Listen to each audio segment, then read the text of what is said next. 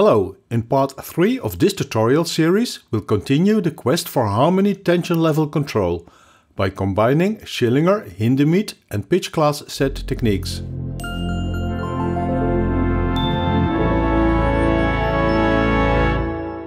In this episode we'll use pitch class sets to create a brass chorale, a waltz for piano, and an exciting cue for string orchestra. Those of you who watched earlier episodes know that I'm trying to achieve harmony tension and dissonance level control in a Schillinger Diatonic-Symmetric chord progression. I'm aiming for extended tonality by incorporating pitch class sets as chord structures after classification with the Paul-Hindemith scheme. In this episode, the focus is on 5-element sets and on the effect of chord root and voicing selection. I'll discuss fundamentals and demonstrate example progressions. Let's refresh our memory with the essential elements of the technique before bringing in new subjects somewhat later in this video. The starting point is Schillinger Diatonic-Symmetric Harmony with 7 pitch diatonic scales, chords in thirds, and independent selection of chord structures and root movement. We create an extended tonal texture by putting a 3-part upper layer on top of a diatonic bass part that has some specifics discussed in a separate video tutorial. We're going to investigate the potential of pitch class sets as used in atonal music.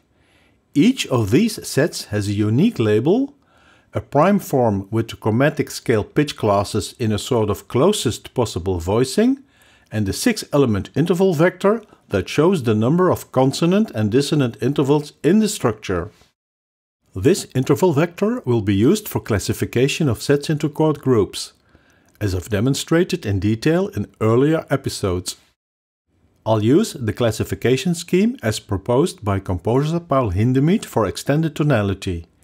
He distinguishes first between chord structures without and with a tritone interval, and then uses other criteria for further subdivision.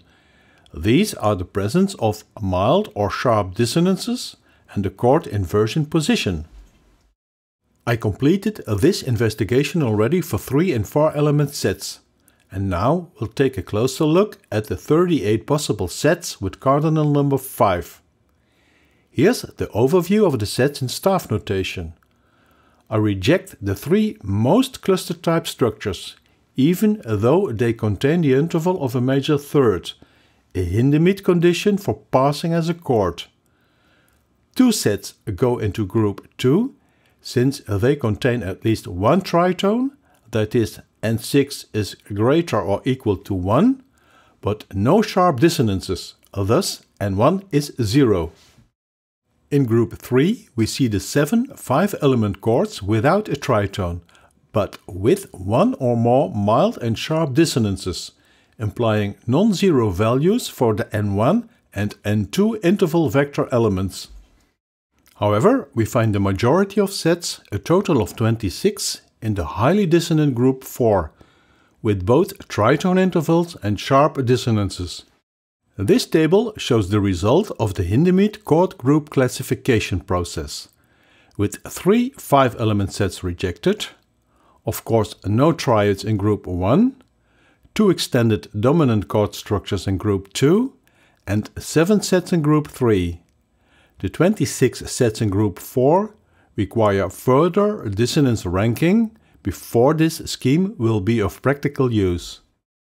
I will not cover and play all 38 sets, but instead illustrate the characteristics of a selection from groups 2 to 4.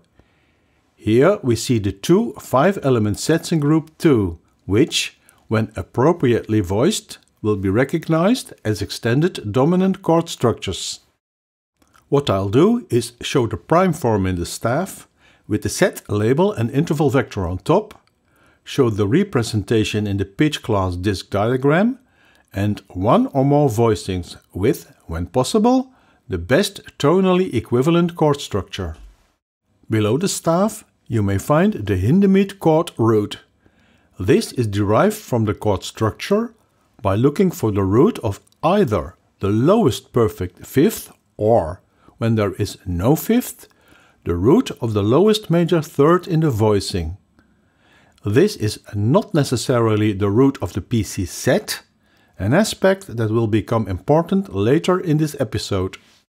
Let's listen to these two sets and example voicings with written comments that are referring to the elements in the interval vector.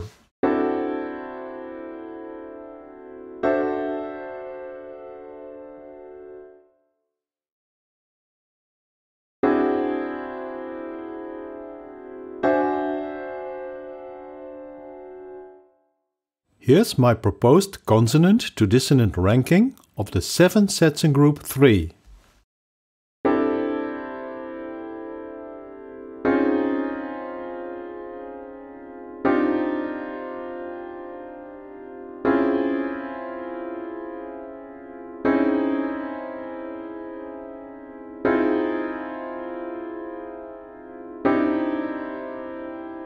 Note that there is inevitable arbitrariness, since I am balancing the consonant intervals according to N3 to N5 with the numbers N1 plus N2 for the dissonant intervals.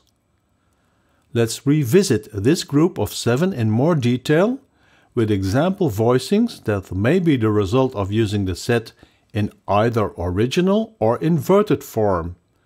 See the transposition indicated above the staff.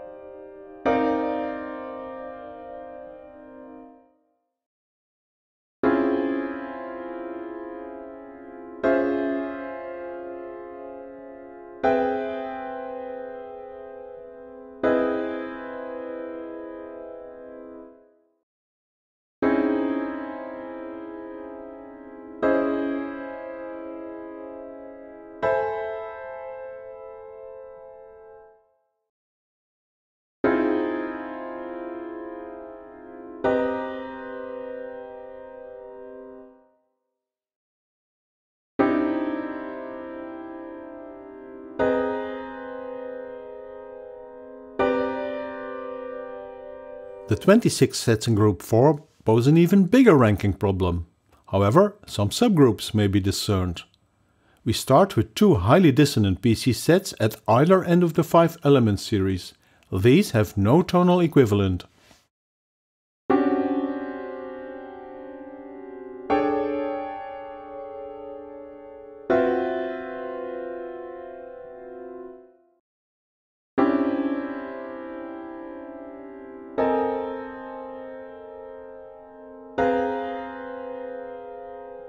Looking at the interval vector elements, we see a subgroup between sets 525 and 532, with a high count for thirds and fourths, compared to the sum of N1 plus N2.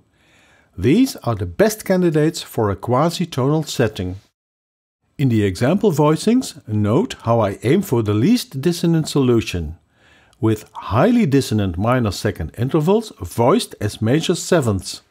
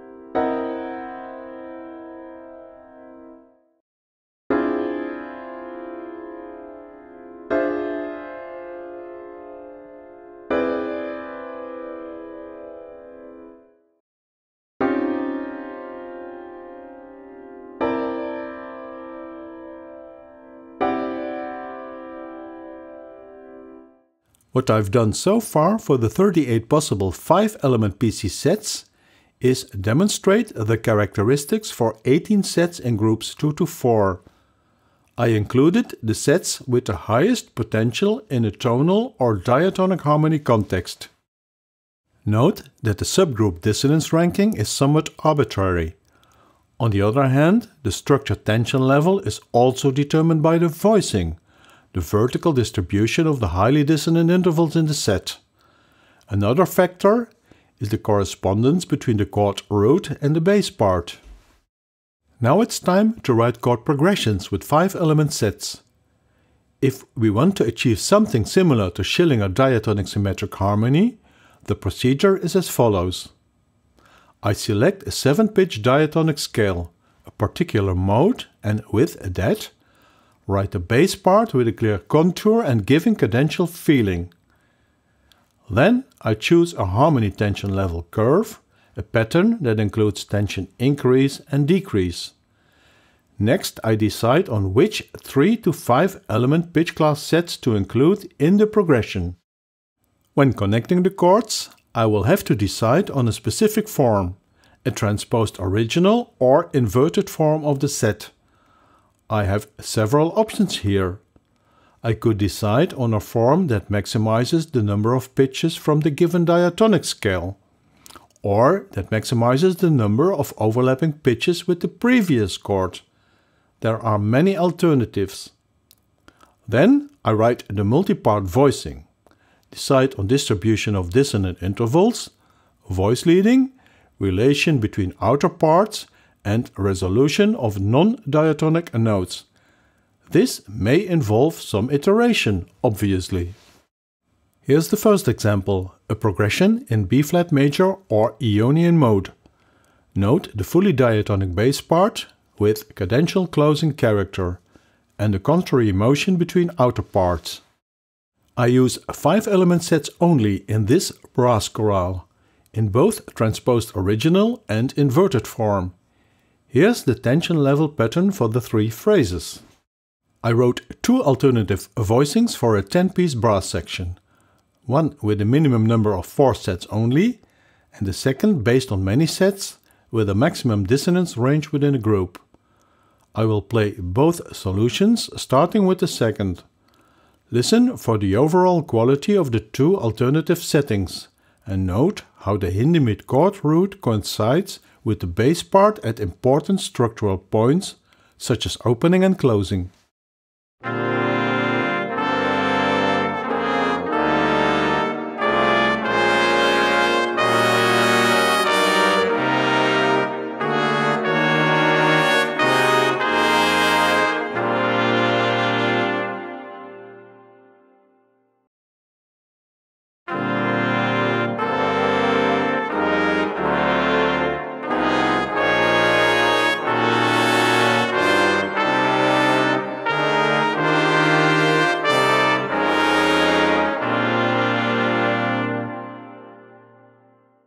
Example 2 is in A-Dorian minor mode.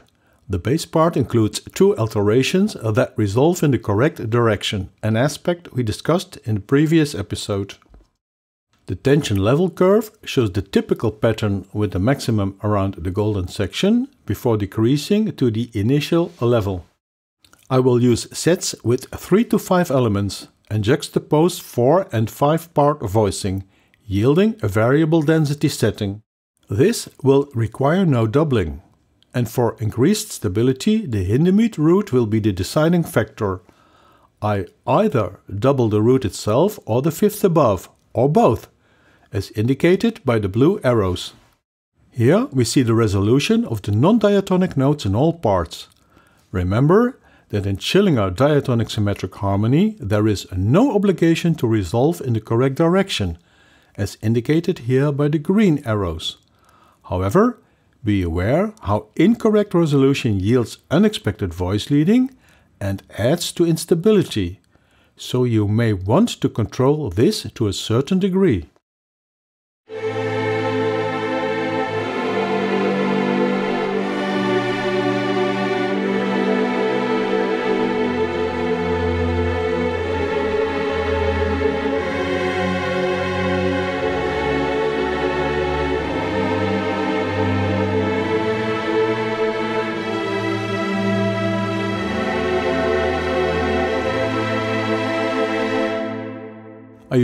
this progression for a fast tempo orchestral cue for strings, acoustic guitar and synths. I carefully distributed the dissonant major sevenths as sustained crescendo notes.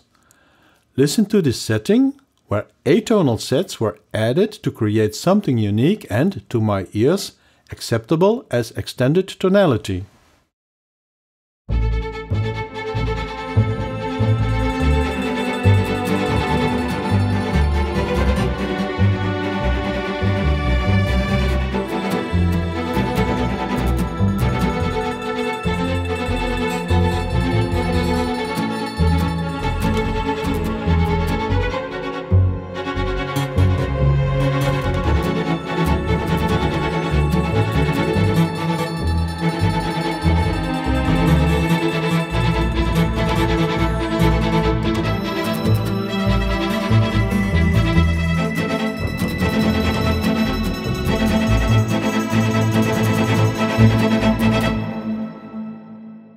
Example 3 is a waltz in C-Phrygian mode. The bass part contains one alteration and closes on the dominant degree, suggesting the end of an opening half-cadence phrase. In the harmony tension level, note the deliberate inclusion of a group 5 augmented triad. Hindemith calls these symmetric chords undeterminable and get a feel for the dissonance degree compared to group 4 structures. Again, I use 3 to 5 element sets, with increasing density near the closing. As in the previous example, I will need to double pitches, and I will inspect the Hindemith chord root for selection of doublings. In my first version, I smoothly distribute the dissonant intervals as either minor sevenths, shown in orange, or major sevenths, shown in red.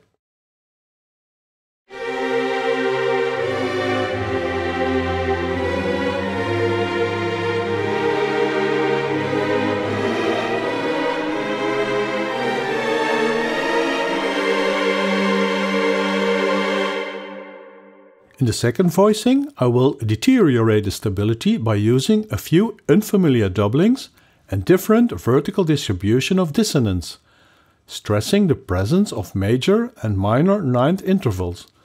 Listen how this creates a different overall quality, in particular near the end.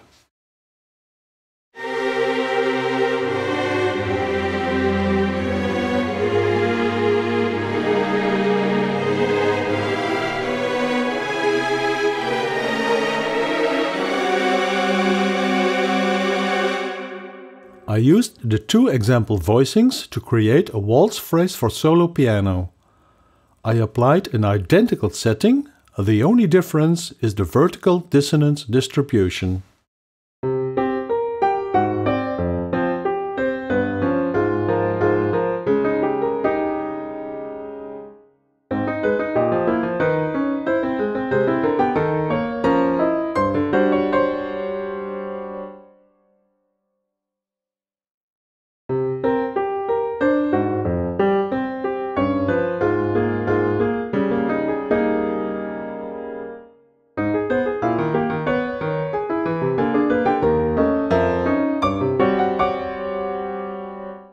In the final example, I want to demonstrate the effect of the Hindemith root coinciding with the bass part of the Schillinger Diatonic-Symmetric setting.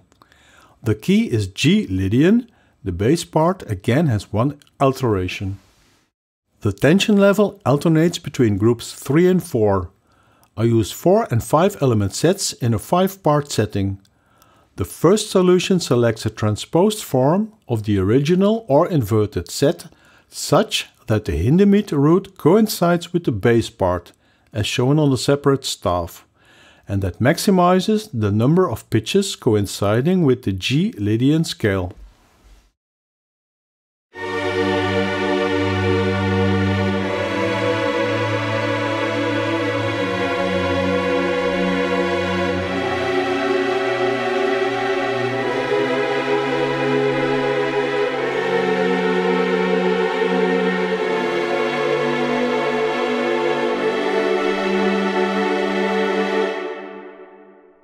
The alternative voicing has Hindemith chord roots that are different from the bass part. This has an effect on perceived overall stability of this progression.